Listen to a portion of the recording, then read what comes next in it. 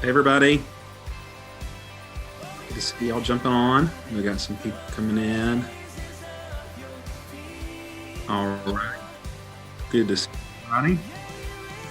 A lot of people jumping on here. Good to have you joining us. And we are going to be switched over also on Facebook, but we prefer you to be here on Zoom. So when they give me the signal, we'll talk to our Facebook folks for a minute.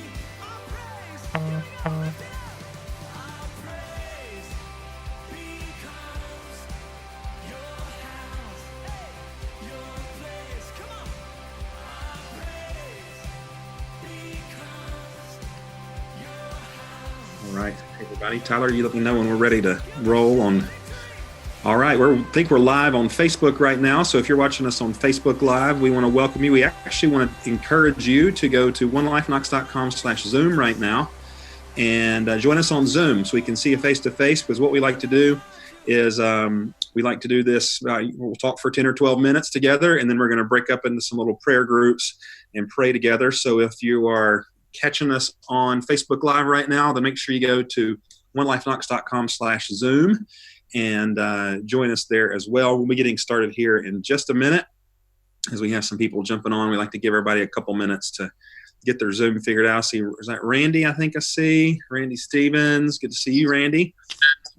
Jason Nienhouse is on. Good to see Jason.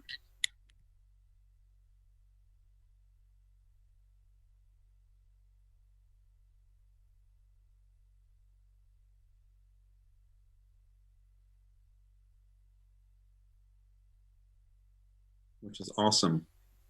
All right, we're going to go ahead and get started. If you are joining us on Facebook Live, again, we'd love to have you join us on Zoom because that way you can have some face-to-face time and see everybody. If you're on Zoom, we want to welcome you. And I want to introduce, we're going to actually have somebody be a guest presenter for us today. And this is somebody that is very important and very special to me and our family and to our church. But Frankie Powers is, say hey, Frankie, so everybody sees you on the screen before I introduce you. And that's Frankie. We love Frankie so much. And Frankie has been my assistant for how long, Frankie?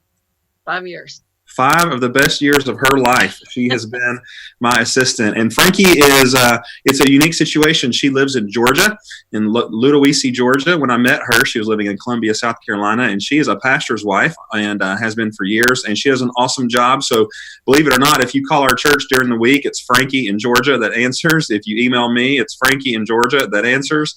And she does all of our sermon notes and does a lot of work for us throughout the week and just a very, very big part of our staff. So I asked Frankie to share with us today. So Frankie Powers, take it away. Good afternoon, everybody. I'm kind of that silent one that you don't hear from much unless you're trying to get a hold of Rodney, then you'll hear from me. But I'm very honored that he asked me to share a devotion this morning. And when he did, I knew really kind of exactly where I wanted to go. I love the Old Testament and I love the lessons that we get from it. And the New Testament actually says the Old Testament's there for examples to us. But I do think the Old Testament is kind of like an Easter egg hunt sometimes. It's like that, you know, you've got those eggs that are out in the open and easy to find. And sometimes the Old Testament stories are like that. And then you have them that you have to look for those, you know, nuggets and those eggs. And then you have some like Numbers that you don't even, you know, the eggs are out there, but you probably are never going to find them. So hopefully that's not what we're getting today. One of my favorite stories of the Old Testament is one that I'm sure you all know. I'm probably not giving you anything today that you don't already know about. But 2 Chronicles chapter 20, and starting in verse 1, it said, it happened after this that the people of Moab and the people of Ammon and others with them, besides the Ammonites, came to battle against Jehoshaphat. Then some came and told Jehoshaphat, saying, a great multitude is coming against you from beyond the sea. And then it says, and they're actually here. And then it says, and Jehoshaphat feared and set himself to seek the Lord and proclaimed a fast throughout all Judah. So Judah gathered together to ask help from the Lord, and from all the cities of Judah, they came to seek the Lord. Now I want to do something a little bit different. I want to give you a modernized, personalized paraphrasation of this scripture. And it goes like this. Frankie Powers, who ruled her kingdom in Ludowici, Georgia. I mean, I know that's where it is. She was just doing her thing, ruling her kingdom. And it happened after this that COVID-19 came to battle against her kingdom. Then CNN, MSNBC, and Fox News came saying, this virus is coming against you from across the sea, and it's here. It's going to take away your health and plunder all your worldly goods. Frankie feared. So what if that was the end of my story? What if that was the end of Jehoshaphat's story when it said Jehoshaphat feared?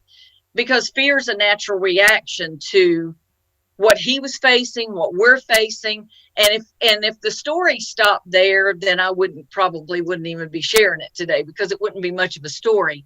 But there's lessons in his reaction that I want to share with you today. And again, you've heard this story. I just want to remind you.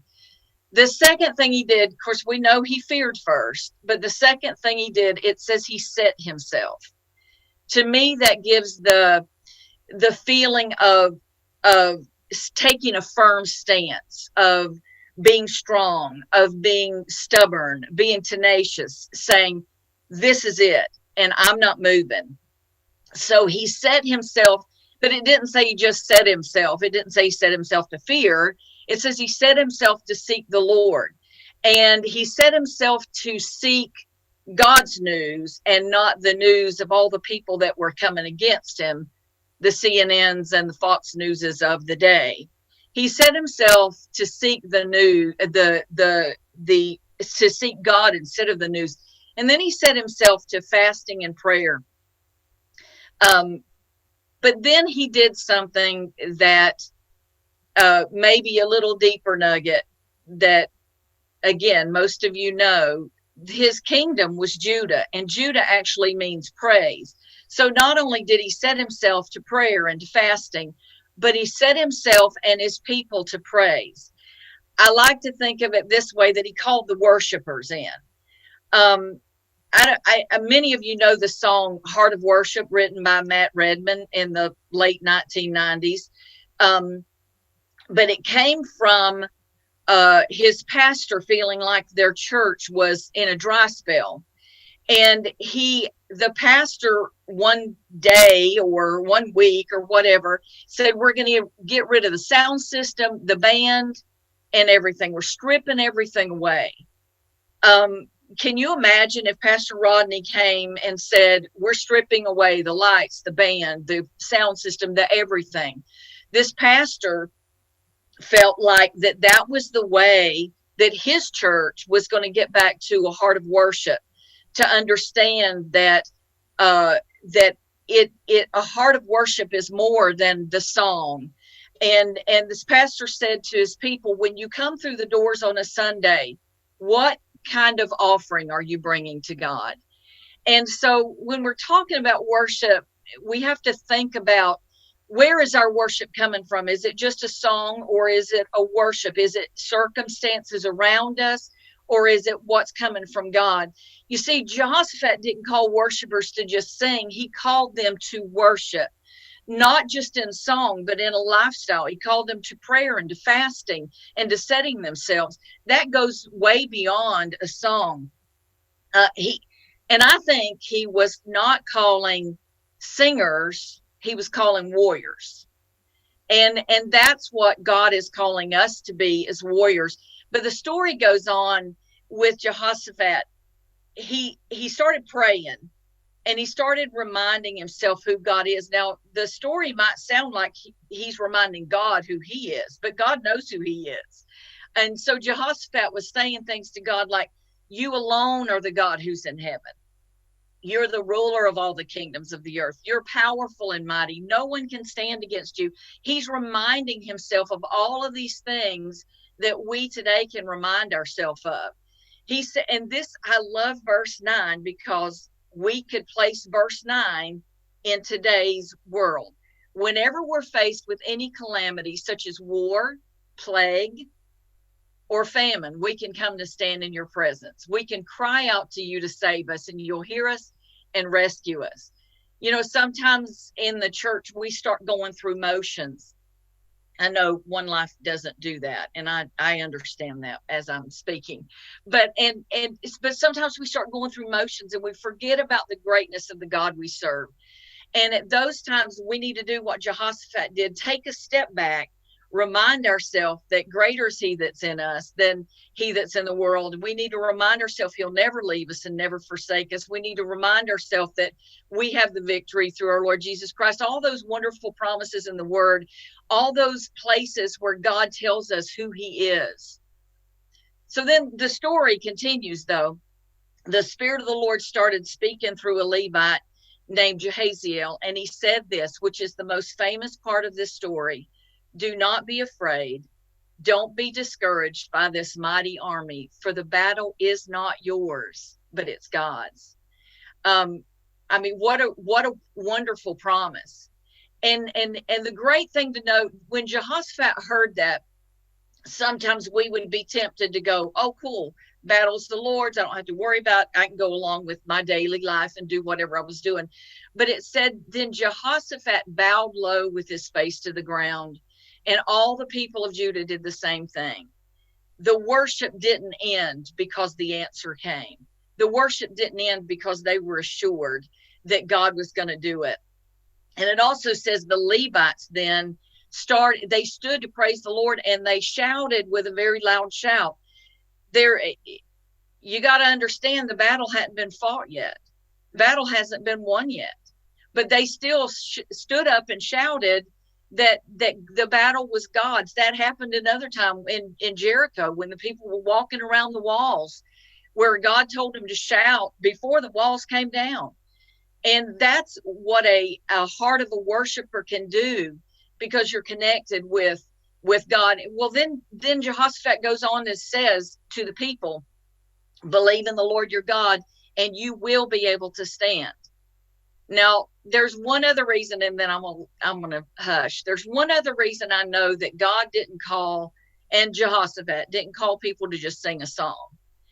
Verse 21, the king appointed singers to walk ahead of the army, singing to the Lord and praising him for his holy splendor. This is what they sang: give thanks to the Lord, his faithful love endures forever.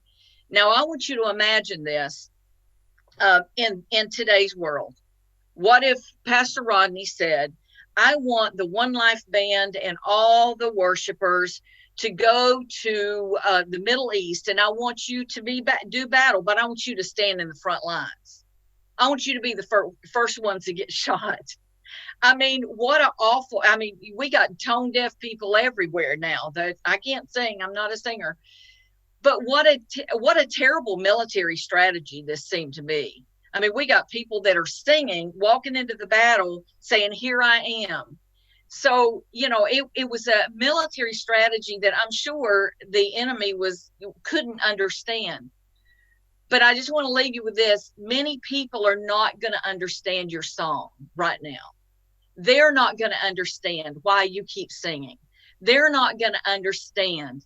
But believe me, I just want to leave you with this. They're going to see it, and they're going to notice it. We need to remember through this, the battle's not ours. It's too big for us. There is nothing I can do other than wear a mask and gloves and stay away from people. There's nothing I can do to take care of this. But knowing that we serve a God that's bigger than COVID-19 lets me know that I can continue to worship. And I believe this is the time for the church to shine. It's time for us to sing. And it's time for us to show people how great God is. And I guess that's really all I wanted to share with you, just to remind you that our worship is our warfare, that we are not just singers, we're not just worshipers, but we're warriors. And I think that we probably, a lot of us are on the front lines right now, but it is our time to shine, and it's our time for our song to be heard. So anyway. That's awesome, Frankie. A couple of things that I love about kind of what you shared is you talk about stripping things away, and the song Heart of Worship, and they just stripped everything away. And what's interesting about that is one of the things that we teach to our church planners is to think about how can you be the church before you have a church service, because we're all very guilty of thinking church is an hour on Sunday.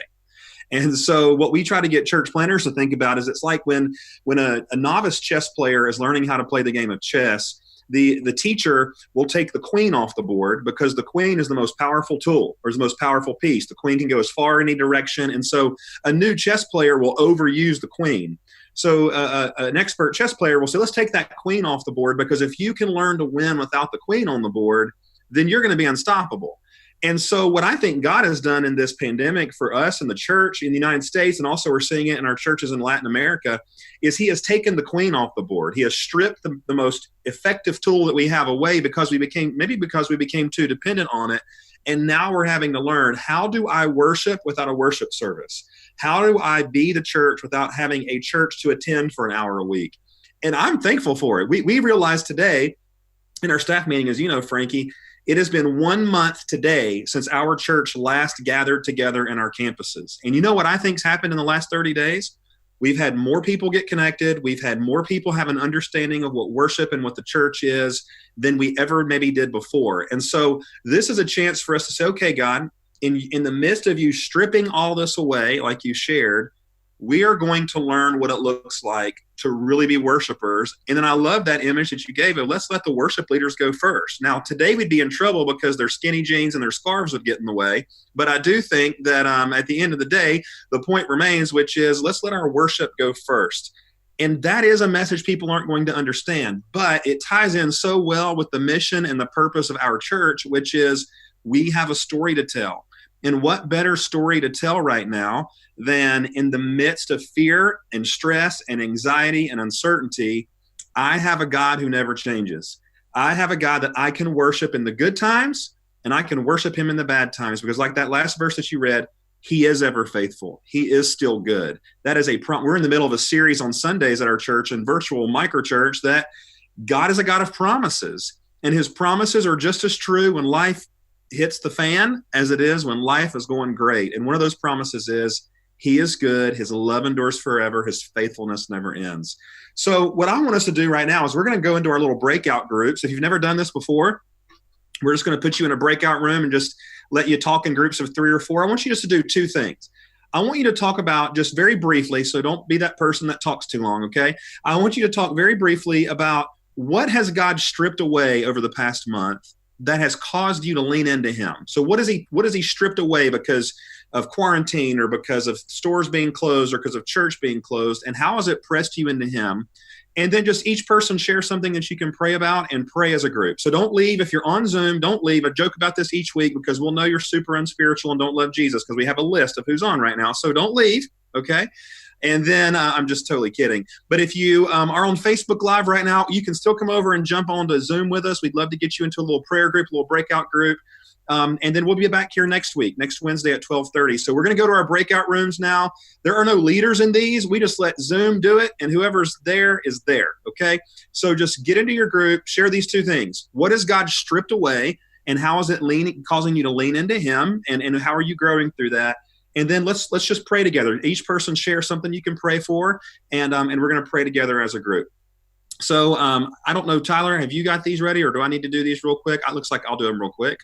I'm just going to hit create breakout rooms. You're going to get a little message on your screen that says join breakout room. Just hit it. Introduce yourself. Introduce where you are. We've got people from Georgia. I see my mom and stepdad. I see our Ohio micro church leaders are on. So you probably don't know the people that you're going to be in your breakout room with. Just say hello, introduce yourself, talk about that quickly, and then you'll be dismissed. So we'll see you next week, and have a great day, everybody.